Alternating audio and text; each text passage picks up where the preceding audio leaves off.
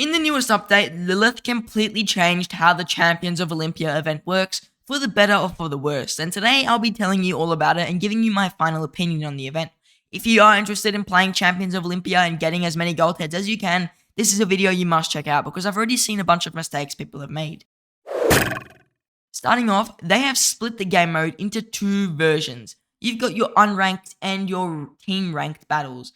So the way this works is your unranked does not affect your normal points or your leagues. You can see I'm in Brilliant Silver 2 right now. If I did an unranked battle, I wouldn't be affected by that. It would not affect my league. Whether I win, whether I lose, whether I destroy the enemy, or whether I get destroyed, it doesn't matter. Unranked battles only count towards your normal weekly quests, and they are like normal Olympia from last season.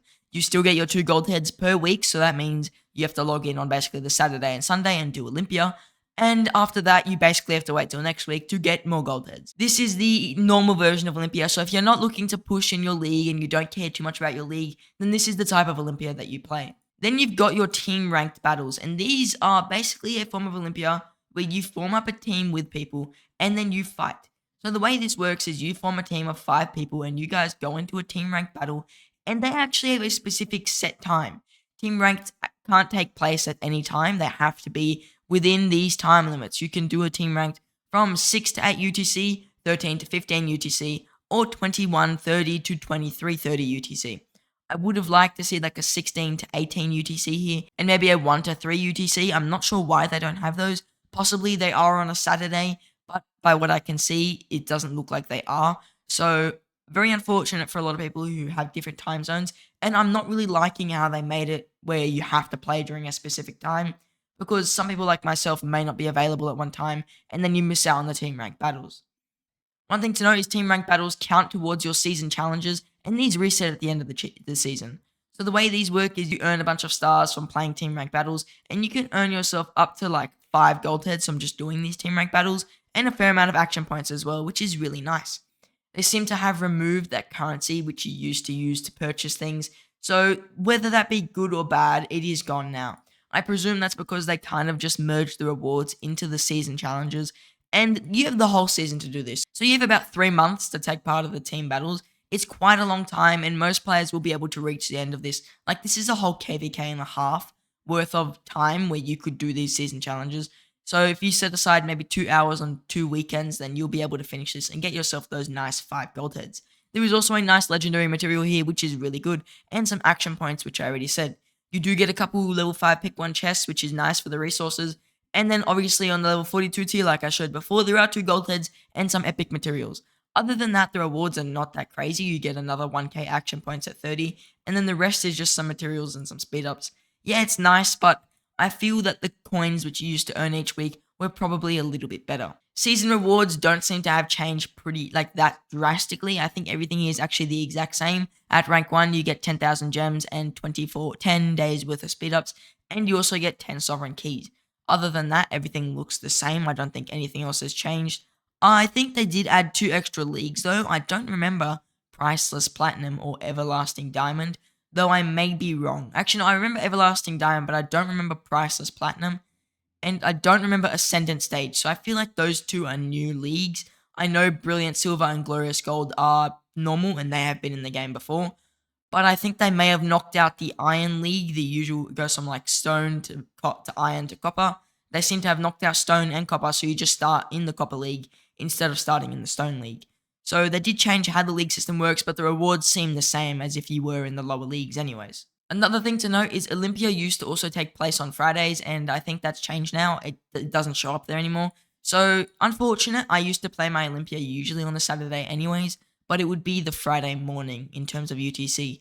So, I'm a bit upset about that, but overall, I mean, it's not too big of a change, and I guess it's because they have these timed ranked battles. Other than that, there don't seem to be any new maps for the new Olympia, which I guess is unfortunate.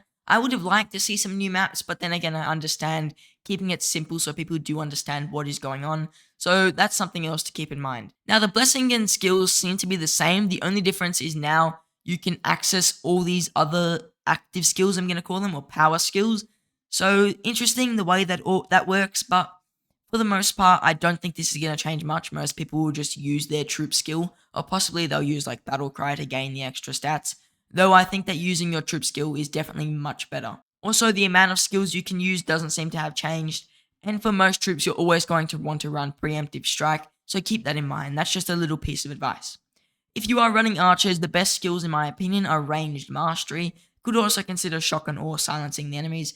And then down here for your tactical skill, I would choose holy shackles because I really like that. Stunning a troop for 7 seconds allows you to get people who have the apple possibly, or just taking out a troop that is doing a lot of damage to you for 7 seconds could make you deal a lot of extra damage. And if you've got 3 archer marches like I do, you're dealing an extra 9 seconds of stun, which is 16 total seconds. That troop is basically out of the equation. So let's say you're using archer marches, you get hit by a Nevsky, you drop them holy shackles, and you're going to be doing really well.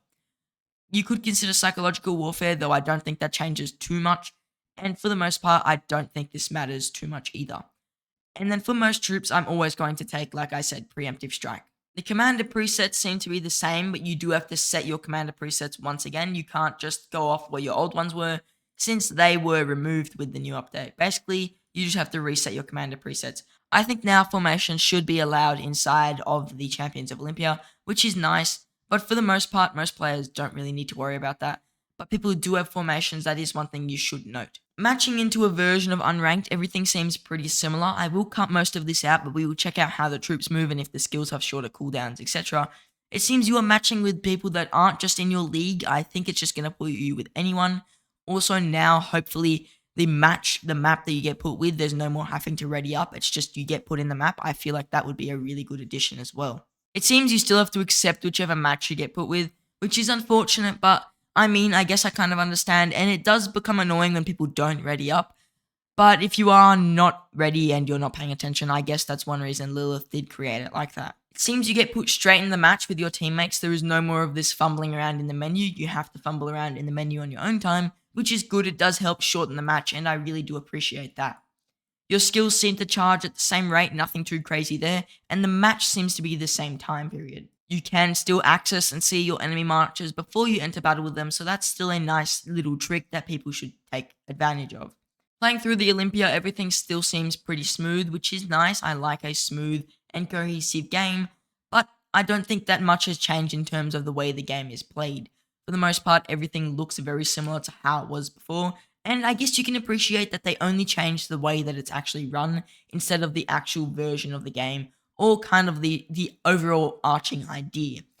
I do like that Olympia is still a very, very somewhat free-to-play friendly game mode, because even if you lose, you still get points towards your weekly quests or your daily quests, and I think that is a very, very nice thing. It is basically free gold heads to every player, so you can't really complain about it if we're being realistic. Troop retime spawns seem to be pretty similar to what they were before, so I guess that's also good. It's not shorter and not quicker, and the healing spots seem to be in the same area.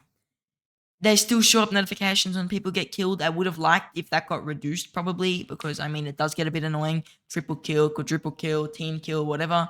That gets very frustrating in the long run as people continue killing each other, and it kind of gets like a very, very frustrating pop-up.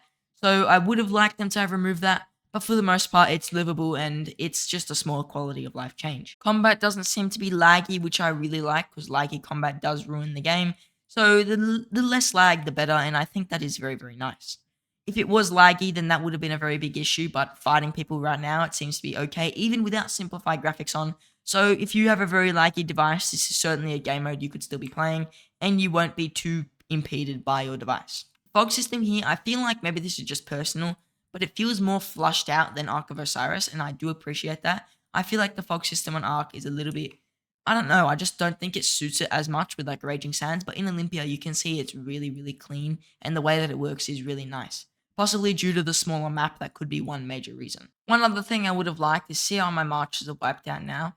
If I had a march at possibly one of these other healing spots, I wish you could delay the heal time so that you could heal and spawn them in that new area. Seems they didn't really change your MVP works, because this person with the least amount of deaths and not as many kills and not as many assists did get MVP, where I did have more deaths but I got more kills and more assists, possibly because I have a lot more deaths.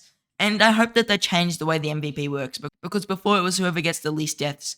On the enemy side, it does look like the person who got 4 deaths instead of 3 and then got an extra 6 kills, an extra 5 assists, lost to the person who got 5 kills and an extra death. So maybe deaths still are very, very important with MVPs. One thing to note is, though, these don't really count as much, these extra rolls, because, I mean, in the end, it's not going to matter because you don't have that shop anymore and you're not getting the extra currency. Each victory still counts as 5 points, which is really nice. I'm happy they didn't change that because before it would have been quite frustrating when you get 5 points or maybe you get 3 points now and then you have to do 4 Olympia matches still. But now if you win enough, you could only do 3 Olympia matches, and even if you win twice, you're guaranteed to get the final 12 points by even losing a match because you will still get your normal 2 points. This is actually a very achievable amount of points to achieve in a week, and I think it's kind of better that they stagnated the rewards for the rest of the Olympia throughout the team ranked versions, because it could be frustrating each week for you to sit down for like an hour and a half and do each level of Olympia trying to get up to 20 points. I think that the 12 points is much more reasonable and is actually very easy to achieve within like maybe 10 or 15 minutes of doing Olympia. Like, it's very, very easy. My final opinion on this is I think it's a step in the right direction. You don't have to devote as much time per week to playing Olympia. The only thing that I don't really like is how with your team rank there is a time schedule. I wish it was just you can go into a match whenever. Then again, it probably does solve an issue for really high level pros who have to constantly look for matches and sit there waiting. It can be frustrating for those players who are just trying to do a game of Olympia and can't make it. I like the addition of an unranked mode because if it was just team ranked, then this would have been an absolutely rubbish update. But the unranked creates it so that even people who just want to do Olympia for some casual gameplay or a little bit of fun have that option, and it's not that boring or not that taxing on them as they really have to win because they want to get a rank. It doesn't matter because this is an unranked game mode. I like that addition, and I think that was a very, very good idea. If I could change one thing, I would make it so that you could spawn anywhere on the map instead of just at your main spawn. And I would also change one other thing, which would be bring Olympia back to Fridays, please. I really like Olympia on Fridays. Overall, though, I think it is pretty good to have a guaranteed thing on a weekend so that most players are available during those timeframes. Now, if you enjoyed or I brought you some value in any way, consider joining the Archer Syndicate Discord, where you can chat with me and fellow members of the channel and ask any questions you want, whether it be about Olympia, whether it be about Archer gear, whether it be about infantry commanders. Our Discord has got you covered. The link will be in the description and possibly in the pinned comment. Now, I do thank you for watching, and I hope to see you in the next one.